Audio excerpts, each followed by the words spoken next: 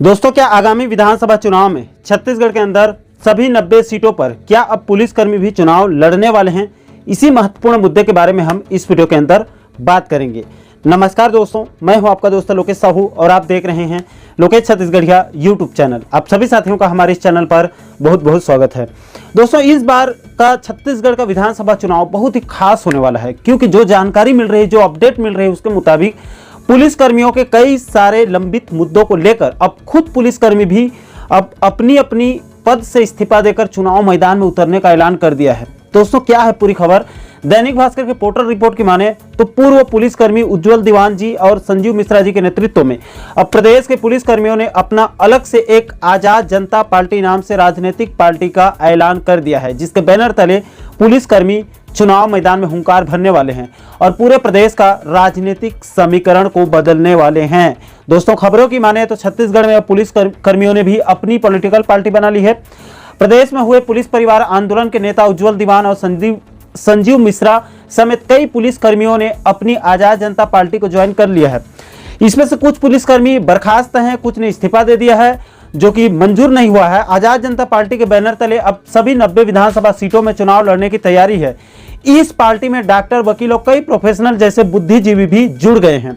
दोस्तों, आजाद जनता पार्टी के अध्यक्ष उज्जवल दीवान जी का कहना है कि वे लगातार पुलिस कर्मियों के लिए लड़ते आए हैं, लेकिन अब उनका किसी भी पॉलिटिकल पार्टी पर कोई भरोसा नहीं रहा है, इसलिए उन्होंने खुद की पार्टी खड़ी की है।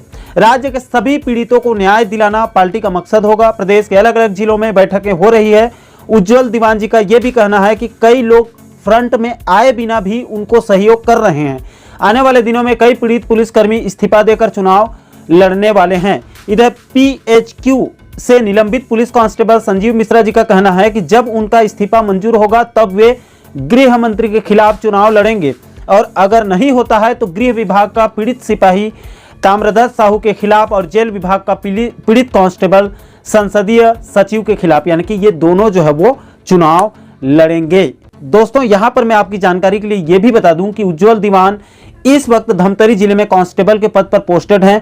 उन्होंने साल 2021 में ही अपना इस्तीफा सौंप दिया है, जो अब तक मंजूर नहीं किया गया है। उनका इस्तीफा मंजूर होने के बाद ही वे चुनाव लड़ पाएंगे। उज्जवल दीवान इससे पहले पुलिस परिवार के आंदोलन का भी नेतृत्व कर चुके हैं। इस दौरान उनके खिलाफ कई मामले भी दर्ज हुए हैं। दोस्तों, यहां पर मैं आपकी जानकारी के लिए यह भी बता दूं कि इस वक्त प्रदेश में पुलिस कर्मियों की संख्या बल की बात करें तो इस वक्त 63,000 के करीब जिला बल हैं, 12,000 के आसपास नगर सेना वाले हैं। इसके अलावा 1500 जेल विभाग में कार्यरत हैं और 4,000 के आसपास सहायक आरक्षक कार्यरत हैं। और अगर पुलिस परिवारों की मोटा मोटी संख्या की बात करें, उनकी सदस्य संख्या की बात करें, तो इस वक्त प्रदेश में पुलिस परिवारों की सदस्य संख्या तकरीबन 4,80,000 है, जो कि सीधे चुनाव की दिशा और दशा को बदलने वाले हैं। दोस्तों, प्रदेश के पुलिस कर्मियों के द्वारा कई मुद्दों को लेकर 2018 से बीच बीच में आंदोलन और कई अलग अलग माध्यमों से मांगों को उठाया जा रहा है। दोस्तों, इसमें पहले बिंदु पर केंद्र सरकार के तृतीय वर्ग कर्मचारियों के बराबर वेतन भत्ते की मांग रखी गई है। दूसरे बिंदु पर फोर्स के आधार पर मकान की व्यवस्था करने की मांग रखी गई है। तीसरे बिंदु पर पेट्रोल भत्ता देते हुए कम से कम 3,000 रुपए भत्ता दिया जाए।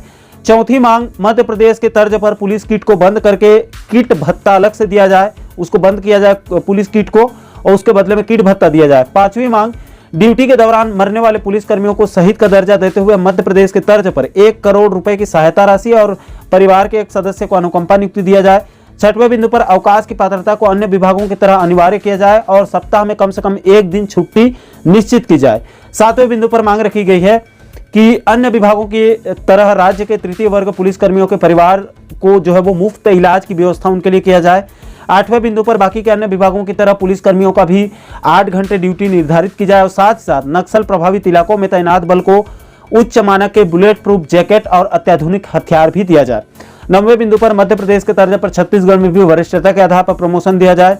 10वें बिंदु पर पुलिस जवान को उसके सेवा काल में कम से कम 3 प्रमोशन का लाभ दिया जाए। 11वें बिंदु पर पुलिस कर्मियों का ग्रेड पे कम से कम 2,800 रुपया किया जाए, ताकि उनकी वेतन विसंगति की समस्या जो है वो दूर हो सके। तो दोस्तों, इन्हीं 11 सूत्रीय मांगों के लिए लंबे समय से प्रदेश के पुलिसकर्मी संघर्ष कर रहे हैं। इसके अलावा दोस्तों, मैं आपकी जानकारी के लिए यह भी बता दूं कि पुलिसकर्मियों ने जो नई आजाद पार्टी का गठन किया है, जिसके प्रदेश अध्यक्ष उज्जवल दीवान जी और प्रदेश प्रवक्ता संजीव मिश्रा को बनाया गया है, उनके तरफ से वर्तमान के भूपेश सरकार से कुल 9 बिंदुओं पर अपनी मांग के संबंध में 9 सवाल दागे गए हैं, जिसका शायद ही किसी राजनीतिक पार्टी के पास जवाब होगा।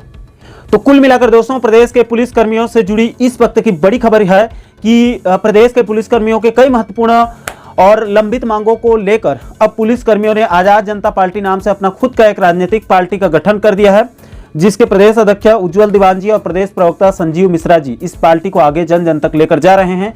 एक हिसाब से प्रदेश की जनता को भी बीजेपी और कांग्रेस से इतर नई विकल्प दे रहे हैं और आने वाले भविष्य के लिए तीसरा मोर्चा और त्रिकोण राजनीति धुरी का निर्माण कर रहे हैं। इसके अलावा दोस्तों, अंत में मैं आपकी जानकारी के लिए यह भी बता दूं कि पटवारियों के आंदोलन समाप्त होने के बाद उनके पक्ष में जो कल एक आदेश जारी करके पटवारियों के ग्रेड पे को 2200 से 2400 किया गया है, इसका पुलिस कर्मियों के द्वारा खुलकर स्वागत किया गया है। लेकिन साथ ही साथ उनका यह भी कहना है कि पटवारी भी तृतीय कर्मचारी हैं और पुलिस कर्मी भी तृतीय कर्मचारी हैं, लेकिन पटवारियों का ग्रेड पे 2400 और पुलिस कर्मियों का ग्रेड पे मात्र 1900 है, जो कि सरासर अन्याय है।